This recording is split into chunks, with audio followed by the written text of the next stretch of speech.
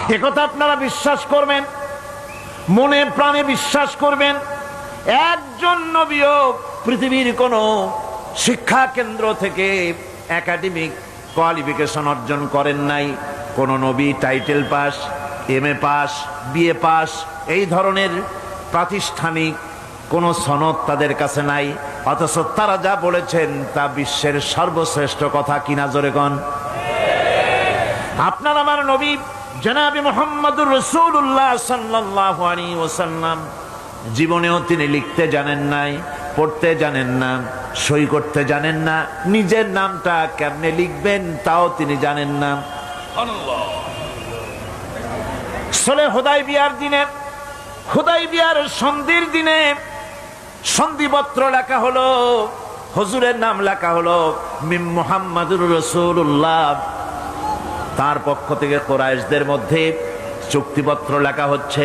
কুরাইশরা বলল, মুহাম্মদ সাল্লাল্লাহু আলাইহি ওয়াসাল্লামের নামের সামনে যদি রাসূলুল্লাহ লেখো তাহলে তো চুক্তির কোনো দরকার নাই, আমরা তো তাকে রাসূল মানি না, নাউযুবিল্লাহ। মুহাম্মদ বিন আব্দুল্লাহ যদি লেখো তাহলেই আমরা এই চুক্তি মানব। রাসূল করিম সাল্লাল্লাহু আলাইহি ওয়াসাল্লাম হযরত আলীকে ডাকলেন, আলী গো, চুক্তিপত্রে যেখানে আমার নাম মুহাম্মদুর রাসূলুল্লাহ লেখা আছে, আমার নামের সামনে থেকে রাসূলুল্লাহ নামটা বাদ দিয়ে দাও, মুহাম্মদ বিন আব্দুল্লাহ লেখো।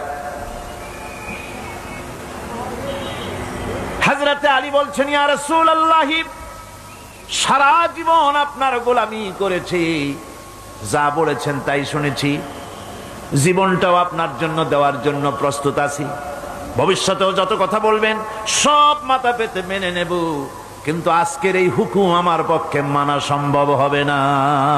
আমি আলীর পক্ষে কিছুতেই সম্ভব নয় যে আল্লাহর নবীর নামের সামনে থেকে মুহাম্মদুর রাসূলুল্লাহ আমি কেটে দেব। রাসূলুল্লাহ শব্দ আমি কাটতে পারবো না, এটা আমার পক্ষে সম্ভব নয়। নবীজি বললেন, আলী, কোন জায়গায় রাসূলুল্লাহ লেখা আমারে দেখো, আমি কেটে দিই।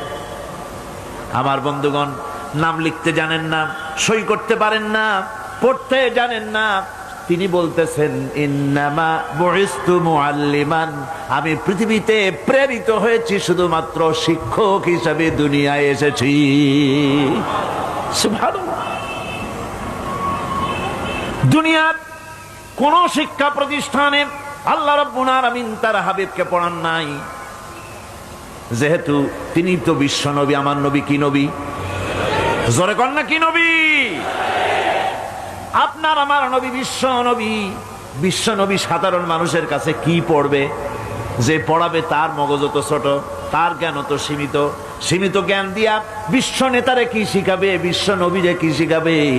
এই জন্য আল্লাহ রাব্বুল আলামিন বিশ্ব নবীর শিক্ষক আল্লাহ পাক নিজে হয়ে গেলেন। কোরআনে কারীম বলছে, যখনই নবীদের জ্ঞানের কথা এসেছে তখনই আল্লাহ পাক বলেছেন, আমি জ্ঞান দিয়েছি